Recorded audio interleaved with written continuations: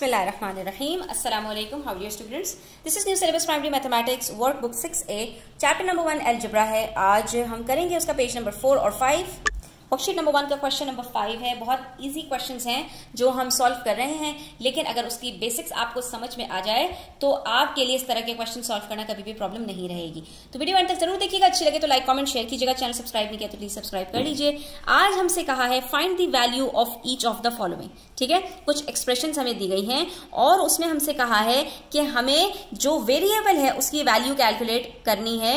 Sorry, जो variable है उसकी वैल्यू गिवन है, तो हमें ये जो एक्सप्रेशन दी हुई है इसकी क्या पूरी वैल्यू निकलेगी वो हमें निकालनी है. ठीक है, पहले हमने किया था एडिशन सब्ट्रैक्शन के साथ, आज हमारे पास जो है वो मल्टीप्लिकेशन के साथ है. तो इसमें कोई प्रॉब्लम नहीं है. जहां जहां हमें उस वेरिएबल की वैल्यू नजर आएगी, हम जहां जहां वेरिएबल नजर आएगा उसकी वैल्यू को हम पुट कर देंगे. हमसे कहा है यहाँ पर 5k किसके बराबर होगा अगर k बराबर है 3k. ठीक है, तो हमने सिंपली क्या करना है, 5k की जगह पर बच्चों हम रख देंगे 5 मल्टीप्लाई बाय 3. ठीक है, k की वैल्यू हम ब्रैकेट में रख देंगे और इसका मतलब ये होता है कि 5 यहां पर 3 से मल्टीप्लाई हो रहा है. जब भी एक ब्रैकेट के बाहर नंबर लिखा हुआ हो और प्लस या माइनस का निशान ना हो तो समझ जाइए कि उन दोनों के दरमियान में जो ऑपरेशन है इट इज मल्टीप्लीकेशन. ठीक है, तो 5 3s are 15. इसका मतलब ये हुआ बच्चों, मैंने फॉर एग्जाम्पल 5 टॉफीज खरीदी हैं. 5k का मतलब 5 टॉफीज खरीदी हैं और हर टॉफी बराबर है 3 रुपीज के. ठीक है, हर टॉफी की वैल्यू 3 रुपीज है. इन्होंने मुझे बता दिया कि हर टॉफी 3 रुपीज की है, तो बताइए कि इन 5 टॉफीज की वैल्यू क्या होगी. तो सिंपल है, 5 मल्टीप्लाई बाय 3.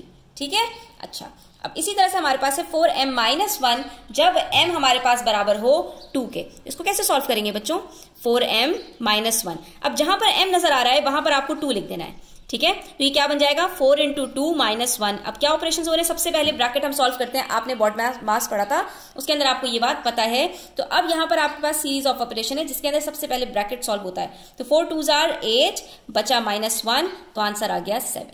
ठीक है बच्चों, इसी तरह से अब हमारे पास है 2n-6 क्या होगा अगर n बराबर है 7 के. तो n की जगह पर हम 7 को लिख देंगे. 2 × 7 - 6, 2 7s are 14 और उसमें से 6 को माइनस कर देंगे तो बच जाएगा आपके पास 8. कितना सिंपल है. इसी तरह पेज नंबर 5 के ऊपर कुछ क्वेश्चंस हैं. 2p/3. ठीक है, तो p की वैल्यू क्या है, हमारे पास 6 है और उसको हमें डिवाइड कर देना है 3 से. Very simple. हमने क्या करना है बच्चों, हमने यहां पर इसको मल्टीप्लाई करना है. अब क्योंकि इन दोनों के दरमियान में मल्टीप्लिकेशन हो रहा है तो आप डायरेक्टली नीचे से सिंप्लीफाई भी कर सकते हैं. 2 × 6/3. अब चाहे बच्चों आप इसको इस तरह सॉल्व कर लें, 2 6s are 12/3, 3 1s are 3, 3 4s are 12, तो आंसर आपके पास 4 आ जाएगा. और इसको सॉल्व करने का एक और तरीका भी ये है बच्चों, क्योंकि ये दोनों मल्टीप्लाई हो रहे हैं और नीचे से डिवाइड हो रहे हैं, तो यहीं पर हम इसको सिंप्लीफाई कर लें. 3 1s are 3, 3 2s are 6, तो 2 2s are 4. तो दोनों तरीकों से आपके पास आंसर सेम आएगा, बशर्ते के बीच में प्लस माइनस ना हो, सिर्फ मल्टीप्लिकेशन और डिवीजन हो, तो आप उसको सिंप्लीफाई कर सकते हैं. इसी तरह से हमारे पास है 6 - 3q/2 when q = 4. अब q की जगह पर हम लिखेंगे 4 को और नीचे हम लिख देंगे 2 को. अच्छा, अब आपने गौर से देखना है कि ये जो 2 है ये सिर्फ 3q को डिवाइड कर रहा है, 6 को डिवाइड नहीं कर रहा. तो ये ना हो कि आप ये पूरी लाइन बढ़ाकर 6 के नीचे तक ले जाएं. नो, बिल्कुल गलत हो जाएगा. तो अब हम इसको यहाँ पर सॉल्व करते हैं बच्चों. यहाँ पर मैं देख सकती हूँ कि सिर्फ अगर मैं इसकी बात करूं, ठीक है, माइनस बाहर है, तो यहाँ पर ये सिंप्लीफाई हो रहा है. किस तरह से, 2 1s are 2, 2 2s are 4. तो अब क्या बच गया, 6 माइनस और 3 2s are 6. तो 6 - 6 क्या होता है बच्चों, 0 होता है. ठीक है, और आप इसको एक और तरह से भी सॉल्व कर सकते हैं, वो थोड़ा लेंथी प्रोसेस हो जाएगा. 6 है माइनस 3 4s are 12/2. ठीक है, अब इसको आप जो है वो सॉल्व कर लीजिए. 2 1s are 2, 2 6s are 12. तो ये क्या बन जाएगा, 6 - 6, अगेन वही आंसर आ रहा है, दैट इज 0. तो देखा कितना सिंपल है, एक ही चीज को दो तरीकों से भी आप कर सकते हैं. उसके बाद आपके पास है 4 + 3r/2.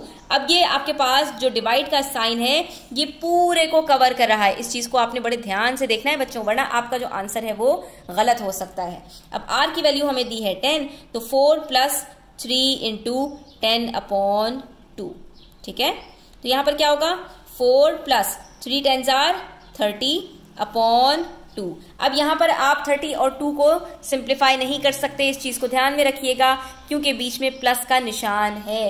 कभी भी गलती नहीं कीजिएगा कि बीच में प्लस माइनस हो और आप नीचे से सिंप्लीफाई कर दें, नो। अब आप क्या करेंगे, यहां पर इन दोनों को ऐड करेंगे तो आपके पास आंसर आएगा 34/2, और 2 के टेबल में कब आता है 34, 2 17 जार, तो आपका आंसर 17 आ जाएगा। और यही मैं आपको दिखा दूं कि अगर किसी ने ये गलती की कि 4 + 30 है आपके पास और अपॉन 2, और आप यहां से सिंप्लीफाई कर दें, 2 1 जार 2, 2 15 जार, तो आपके पास आंसर क्या आएगा 4 + 15 19 आंसर आएगा, जो कि बिल्कुल गलत होगा। ठीक है, तो इसलिए आपको इस चीज का ध्यान रखना है। और कुछ बच्चे ये भी कर सकते हैं कि वो 30 से सिंप्लीफाई करने के बजाय 2 को 4 से सिंप्लीफाई कर दें, 2 1 जार 2, 2 2 जार 4, तो क्या बचेगा आपके पास 2 + 30, आपके पास आंसर आएगा 32।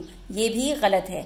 ठीक है, इसलिए आपको इस चीज का बहुत ज्यादा बच्चों ध्यान रखना है कि आपने सिर्फ सिंप्लीफाई तब करना है जब आपके पास प्लस माइनस या तो बाहर हो, जैसा कि यहां पर है, यहां पर 6 जो है वो 2 को डिवाइड नहीं कर रहा था, ये पूरा 1 था, इसलिए हमने यहां पर इसको सिंप्लीफाई किया, क्योंकि माइनस का निशान बाहर था, उसके बाहर 6 था, तो 6 बिल्कुल अलग है और यहां पर 3 × 4/2 अलग है। लेकिन यहां पर बात की जाए तो यहां पर ये 4 अलग नहीं है, बल्कि 4 + 3r पहले हो रहा है, फिर ये जाकर पूरा डिवाइड हो रहा है 2 से। यूं समझ लीजिए ये एक ब्रैकेट में क्लोज है।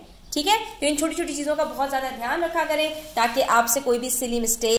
इसी तरह बच्चों पार्ट जी देखिए, इसके अंदर आपसे कह रहे हैं 3x बराबर है 3x/15 की वैल्यू निकालिए, जबकि आपके पास x की वैल्यू 5 है। ठीक है, तो आपने x की जगह पर 5 लिख देना है और उसके बाद फिर आपने इसको सॉल्व कर लेना है। 3 5s are 15/15, क्या आंसर आएगा आपके पास, वेरी सिंपल 1 आपका आंसर हो जाएगा। ठीक है, इसी तरह से पार्ट एच में देखिए 5 - 2, y की वैल्यू क्या है बच्चों, हमारे पास 2 है, और सिर्फ हमारे पास ये जो डिनोमिनेटर में 8 है वो 2/2 के नीचे है, 5 के नीचे नहीं है। इस चीज का बहुत ज्यादा ध्यान रखा करें।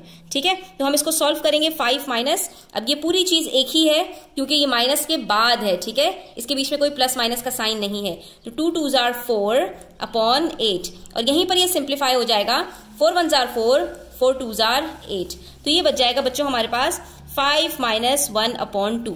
ठीक है, अब आप यहां पर डिनोमिनेटर्स को सेम बनाइए, क्योंकि यहां पर आपके पास नीचे 1 है, तो इसको 2 से मल्टीप्लाई कीजिए, ऊपर भी 2 से मल्टीप्लाई कीजिए, तो डिनोमिनेटर सेम हो जाएंगे और ये बन जाएगा 5 2s are 10/2 - 1/2। जब डिनोमिनेटर सेम हो जाते हैं तो न्यूमरेटर्स को आप ऐड और सब्ट्रैक्ट कर सकते हैं, तो 10 - 1 gives us 9/2, और उसके बाद यहां पर आप इसको करके देख लीजिए तो आपको पता चल जाएगा कि आपके पास जो आंसर आ रहा है वो मिक्स नंबर में आएगा, दैट इज 4 होल 1/2। ठीक है बच्चों, इसी तरह से आप यहां पर देखिए पार्ट आई, जिसके अंदर है 26 - 2z, जबकि z की वैल्यू क्या है 7, और पूरे के नीचे डिनोमिनेटर है 3, तो हम इसको देखें सॉल्व करते हैं। 26 - 2 7s are 14/3। अब 26 में से आप 14 सब्ट्रैक्ट कीजिए तो आपको पता चल जाएगा कि आंसर आता है आपके पास 12। ठीक है, 12/3, और उसके बाद ये सिंप्लीफाई हो रहा है, 3 1s are 3, 3 4s are 12, तो आपका आंसर आ जाएगा 4। तो कितना सिंपल था बच्चों, इसके अंदर कोई इतनी बड़ी जो है वो डिफिकल्टी नहीं थी। आई होप कि आपको क्लियर हो गया होगा। स्टिल कोई क्वेश्चन हो, कोई क्वेरीज हो तो आप कमेंट सेक्शन में पूछ सकते हैं। Thanks for watching the video till the end. Take care, अल्लाह हाफिज।